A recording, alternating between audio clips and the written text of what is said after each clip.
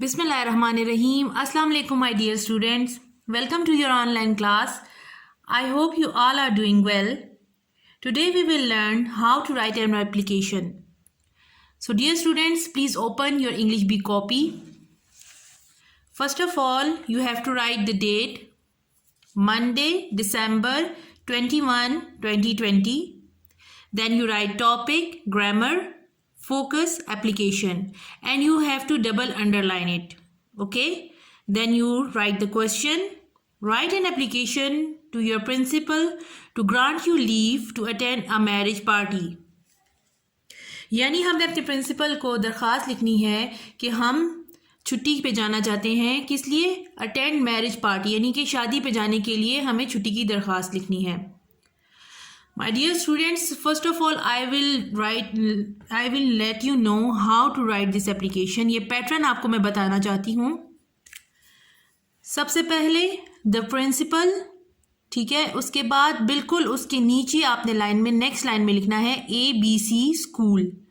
यानी आपने स्कूल का नाम नहीं लिखना, आपने सिर्फ और सिर्फ ABC लिखना है और साथ में ब्रैकेट में ये बताना है ये क्या है, ये स्कूल का नाम है. EFG सिटी, यानी सिटी का नाम नहीं लिखना, जैसे पेशावर आपने नहीं लिखना, उसकी बजाय आपने सिटी. ये किस लिए हम इस कर रहे हैं? ये बोर्ड के एग्जाम में जब आपको यही पैटर्न फॉलो करना होता है तो आपको इसकी अभी से प्रैक्टिस कराई जा रही है कि किस तरह एग्जामिनेशन हॉल में जब आप एप्लीकेशन लिखते हैं तो वो इसी पैटर्न से होगी. ठीक है. द प्रिंसिपल, ABC ब्रैकेट में स्कूल, EFG ब्रैकेट में सिटी. ठीक है. सिटी का नाम नहीं लिखना, स्कूल का नाम नहीं लिखना, सिर्फ ABC EFG, यानी कोई भी सिटी हो सकती है, कोई भी स्कूल हो सकता है. फिर मैडम. ठीक है. अब मैडम के बिल्कुल नीचे यहाँ से ही आपने मोस्ट रिस्पेक्टफुली लिखना है. ठीक है. ये इस सारी एप्लीकेशन का पैटर्न इसी तरह होगा. इसके बाद इसका ये मैटर है, यानी कुछ भी हो सकता है, जैसे अभी हम मैरिज पार्टी का कर रहे हैं, उसके अलावा अब हम सिक लीव का कर सकते हैं, अर्जेंट पीस ऑफ वर्क का कर सकते हैं. सबके बीच में जो है वो मैटर जो है वो आप इसी तरीके से लिखेंगे. ठीक है. जब मैटर लिख लेंगे तो उसके बाद एंड में क्या लिखना है? Yours obediently. उसके बाद XYZ और ब्रैकेट में नेम लिखना है, यानी आपने नाम नहीं लिखना, उसकी बजाय XYZ और नेम. उसके बाद रोल नंबर लिख के, रोल नंबर नहीं लिखना बल्कि 000 इस तरह लिखना है. ठीक है. क्लास 6 और दिसंबर 21, 2020 ये डेट, इसी पैटर्न से आपने डेट लिखनी है. So students, let's start this application once again. First of all you have to write the principal, ABC school, EFG city, madam, most respectfully, यानी आप जैसे उर्दू में कहते हैं मुअद्दबाना गुजारिश है.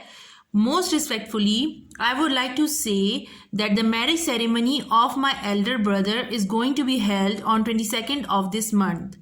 यानी मुअद्दबाना गुजारिश है कि मैं आपको ये बताना चाहती हूँ या चाहता हूँ कि मुझे क्या करना है, marriage ceremony.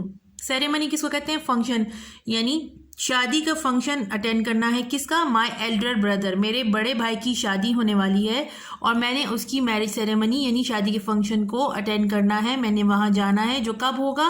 Going to be held on 22 of this month. इस महीने की 22 तारीख को शादी होने वाली है. ठीक है. I have to make some preparations, तो उसके लिए मुझे कुछ तैयारियाँ करनी है. You are therefore requested to grant me leave for 3 days. इसलिए आपसे ये गुजारिश है कि आप मुझे 3 दिन की छुट्टी अता करें. I shall be very thankful to you for this act of kindness. तो मैं आपकी इस बात से बहुत ज़्यादा शुक्रगुजार होंगी. For this act of kindness, जो आप उर्दू में कहते हैं एन नवाजिश होगी. इसी तरह आप ये कहते हैं कि आप अगर मुझे ये एप्लीकेशन ग्रांट कर देंगे तो मैं आपके बहुत ज़्यादा मशकूर होऊंगा, शुक्रगुजार होऊंगा. ठीक है. योर्स ओबीडियंटली, और उसके बाद नाम की बजाय XYZ ब्रैकेट में लिखना है कि ये नाम है, रोल नंबर और class, and then December 21, 2020. So this is the pattern, you have to follow it. I hope आपको इसकी समझ आ गई होगी. आप एप्लीकेशन कर ली, इसके बाद हम एक लेटर भी करते हैं. लेटर के लिए भी आपको मैंने यही समझाना है कि इसमें भी आपने इसी तरीके से एग्जामिनेशन हॉल के पैटर्न को फॉलो करना है. तो सबसे पहले आपने डेट लिखनी है. अपने नेक्स्ट पेज पे नीट एंड क्लीन डेट लिखें. इसी तरह Monday December 21, 2020. Then students you write topic, grammar and focus is letter and double underline it. Okay. Then you write your question. आपका क्वेश्चन क्या है? A letter to your father about your exams and progress in studies, यानी आपने अपने अब्बू को ख़त लिखना है किस बारे में, अपने इम्तिहानों के बारे में, और उसके बाद स्टडीज़ में आप कितनी प्रोग्रेस कर रहे हैं वो आपने अपने फादर को ख़त लिखना है। ठीक है, अब इसका पैटर्न भी इसी तरह ही होगा। आपने किसी शहर या सिटी का नाम नहीं लिखना, आपने सिंपली एग्जामिनेशन हॉल लिखना है। इसका मतलब होता है अस कमरा इम्तिहान, यानी कमरा इम्तिहान में आप इस वक्त बैठे हुए हैं और आप ये लेटर लिख रहे हैं। उसके बाद आपने कोई नाम नहीं लिखना बल्कि ABC लिखनी है। फिर डेट में आप लिखेंगे, जैसे आज की डेट है, सीधी एक के बाद एक आपने इस स्टार्ट में इस तरह करके लिखना है। फिर डियर फादर या डियर मदर या कुछ भी हो सकता है जिससे भी आप मुखातिब हैं वो लिखना है। उसके बाद नेक्स्ट लाइन बिल्कुल डियर फादर के नीचे से आपने शुरू करना है। अब इसने आपने लेटर का मैटर लिखना है, जैसे क्या है इसमें कि ये जो है ये शादी के बारे में है, तो ये सारा मैटर आपने लिख लिया। ठीक है, यहाँ से लेके यहाँ तक ये सारा मैटर जब कंप्लीट हो गया तो उसके बाद योर लविंग सन या योर लविंग डॉटर जो भी है वो करके आपने नाम अपना नहीं लिखना, XYZ लिखना है। यही पैटर्न आपने सारे लेटर्स में अप्लाई करना है। ये लेटर जो है इसका पैटर्न यही होगा, पहले एग्जामिनेशन हॉल, ABC और दिसंबर, माय डियर फादर या मदर या जो भी जिसके साथ आप मुखातिब हैं, और एंड में आपने अपने नाम की बजाय XYZ और योर लविंग सन या जो भी आप जिसके साथ मुखातिब हैं। तो students now we will start this letter. इसमें आपने स्टार्ट में क्या लिखना है, I am highly thankful to you for showing a great concern about my progress in studies।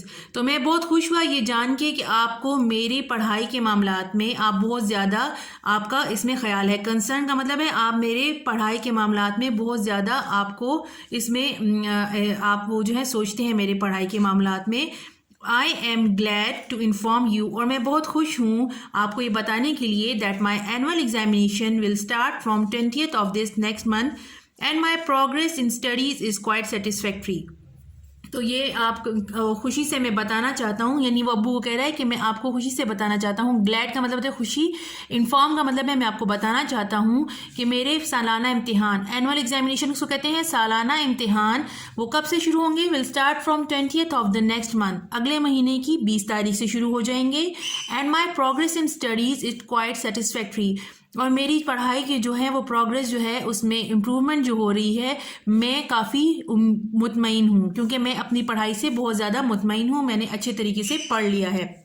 I have revise the entire syllabus 4 times, यानी मैंने तकरीबन 5 बार अपना सारा सिलेबस जो है वो रिवाइज कर लिया है। I assure you to get more than 85% marks, तो मैं आपको पूरा यकीन दिलाता हूँ कि मेरे 85% मार्क्स से ज़्यादा मार्क्स होंगे। I don't waste any time and studying day and night, कहते हैं कि मैं बिल्कुल भी अपना टाइम ज़ाया नहीं कर रहा और रात दिन में पढ़ रहा हूँ। Please pay my regards to mother and love to my brothers and sisters, your loving son XYZ, और इस तरह मतलब प्लीज़ मेरे अपने अम्मी को सलाम दें, रिगार्ड्स का मतलब होता है यानी सलाम दें, और लव और प्यार किसके लिए, बहनों और भाइयों के लिए, योर माई लविंग सन यानी आपका प्यारा बेटा और XYZ, और इसके बाद आपने एंड लाइन लगानी, इसमें आपने अपने लेटर को मतलब एंड कर लिया है। तो I hope you have fully understand this letter. Please write down neat and clean on your copies and इंशाल्लाह I will check it in the next class. Thank you, अल्लाह हाफिज़।